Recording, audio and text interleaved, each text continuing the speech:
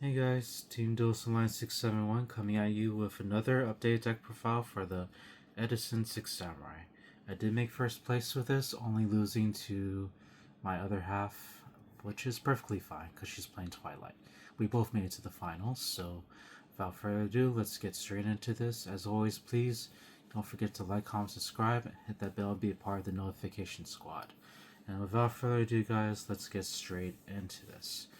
So, I'm gonna keep the dual puns at a minimum, so just bear with me, guys. So, first off, we're gonna be playing 3 copies of Hand of the Six Samurai. Talk to the hand. That's kidding. Okay, maybe a little dual puns. This one is pretty much Exile Force. When Iro and Zanji cannot attack, like with the Dupe Froglock, Hand 6 Samurai will clear the board for you, especially when you have double gateway, you search your Grandmaster, and then you do the loop. Speaking of which, Grandmaster the 6 Samurai. Hope you guys like the new setup. My other half set this up for me. And then also 2 copies of Iro. People go back and forth with this one, like 3, 2, 1. I prefer just 2. I believe that's a magic number. And then also 2 copies of Yaichi to clear the back row. Like Deep Prison and Mirror Force is still an ominous threat to this deck. Then for the original lineup, 2 copies of Zanji. I like 2 because as much as I like to see him a lot, I prefer to see Han a little bit more. She just has a little bit more versatility, like destroying a monster without attacking. And then last of the 6 Samurai lineup, Spirit of the 6 Samurai. I went back to this one because he helps me protect the 6 Samurai, and not only that, he makes them strong to attack over like 2,400 monsters or bigger, like Stardust. Go to Grandmaster. And I was going to play Solidarity, but I feel that Spirit is a better card, and Gateway is a better card to help it boost attack points as well. Don't overlook the second effect of Gateway, guys. That comes in handy, comes in clutch. And the one and only Great Shogun Shien returns to the deck. I decided to add him back because he helps me clear bigger monsters. This one helped clear a Catastor. I just attacked into the Catastor, tried to destroy Shogun, and then another 6 Samurai was destroyed instead. So this is a really good incoming clutch. I know if there's consistency issues in playing Shogun, that's why a lot of people don't play him. But then again, there's a lot of consistency issues with this deck. Like if you top deck United without 6 Samurai, if you top deck Gateway without 6 Samurai, if you top deck Grandmaster without any 6 Samurai. It's kind of inevitability, but when you play the deck carefully and build the deck carefully and are patient in the first turn, like you bust out the 6 Samurai, protect it, and then follow up with another 6 Samurai like Yaichi to destroy the back row, clear the board, and special summon Grandmaster and Shogun because they will reward you for keeping consistent control of the field. That's how the deck works. Just a matter of patience. Because 2 6 Samurais on the field is not going to do anything in the first turn. That's not the point of the deck. Now with this kind of format, this deck is meant to play this kind of warrior toolbox strategy. Just to have a small elaboration, guys. So to continue, that'll be it for the monsters. Now for the spells. Of course, we're going to play 3 copies of Gateway. Dun, dun, dun, dun, dun. Sorry. Right? And we all know what this does. Minus 2 counters. Boosts the 6 Samurai or Shien effect monster by 500. Minus 4 counters. Search for 6 Samurai from your graveyard to your hand or from your deck to your hand. Doesn't target, by the way. And then 3, you could special summon a Shien effect monster from the graveyard, which in this day and age will be pretty much Shogun. And then 3 copies of 6 Samurai United, pretty much the pot agreed, and as long as you special summon 2 6 Samurais. No more special, that is. And the cool thing about Gateway is that it can remove from anywhere, not just one source. 3 copies of the Fissure. This has carried me through many games. This and in combination of other traps. It wasn't easy, but yes, the Fissure mainboarded does help. I know some people don't mainboard it because it hurts the Six Samurais too. Like, it can't really use Grandmaster's ability, but as long as you maintain consistent control of the field, then you don't really have to worry about that. And anyways, aside from Grandmaster, Six Samurais don't really have any graveyard, doesn't really use any graveyard utility, unless you're playing double-edged sword techniques. So you don't really have to worry about Deep Fissure hurting you too much. It does hurt a little bit, but it hurts the opponent more. Not much I can say. Right? Alright. Then to continue, 2 copies of Book of the Moon. And then, for the moon. That's kidding. Lunar Eclipse. Nah, that didn't exist back then. 1 copy of Reinforcement of the Army, quarter century rare, guys. For obvious reasons, search for the warrior you need. So that'll be it for the spell lineup, guys. Now for the main sauce, the trap cards. We'll be playing 3 copies of Reckless Greed. This one actually carried me through a lot.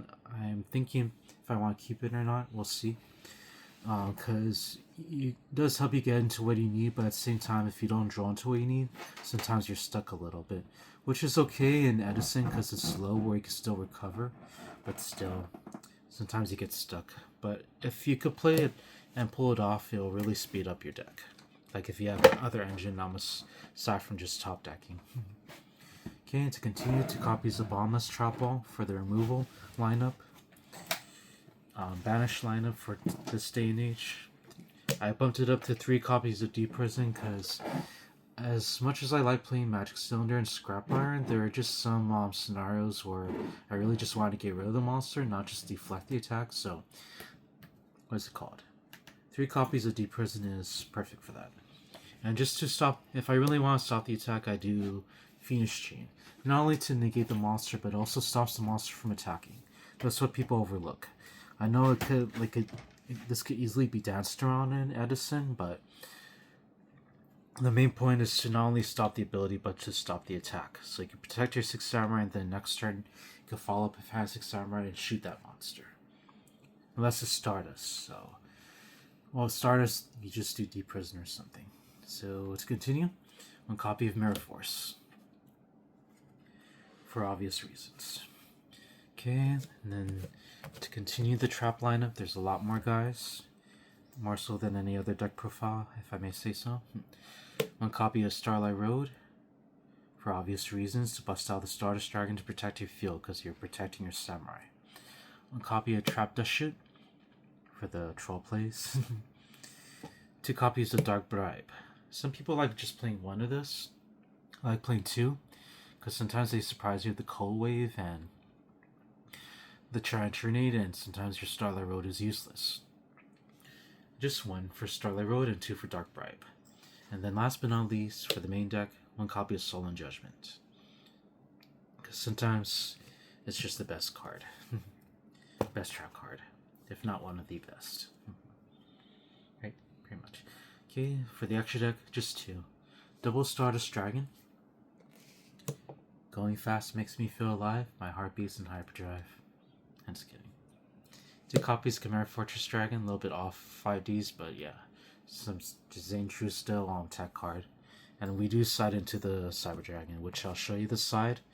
Because you guys earned it that much for liking and subscribing to my channel and watching all my videos. For the side, 1 copy of Come On. I side him now because not every matchup plays face-up spells and traps, but when they do, I just side into him. And I'll swap out for like Spirit or Shogun depending on which one's needed more. Okay, 2 copies of Cyber Dragon. Oh, you're loading. Good job. I gotta load my app too. We also play Magic, guys, in the Magic Arena. But don't worry, we're doing Yu-Gi-Oh! Deck profile for today. So let's see.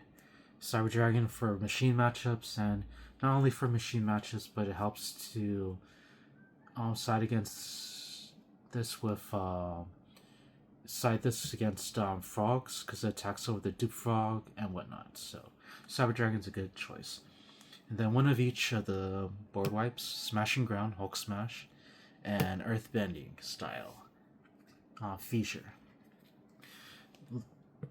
Destroys the highest defense, destroys the lowest attack. The important part is that it doesn't target, so these are really good cards. And then to continue the side deck lineup, one copy of Giant Trinade, the Joey Wheeler tech here. I only sided because, I'm playing back row, and if I am to play on board wipes to clear my opponent's back row, mainly do this against Blackwings, I just play Giant Trinade so I don't hurt my back row. Same reason I play Mystical Space Typhoon and Double Touch Tornado for the Blackwing matchups mainly. And then to continue, we also play another copy of Starlight Road for the side.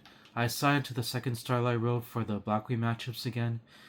I don't mainboard too because sometimes it bricks. Like sometimes the opponent doesn't play Heavy Storm or Icarus Attack. They play like Giant Trinade and Cold Wave. That's where the Dark Bribe comes in. Negates what Starlight Road cannot negate. Starlight Road helps vice versa. Like if they bring out Judgment Dragon, Starlight Road helps when the Dark Bribe cannot.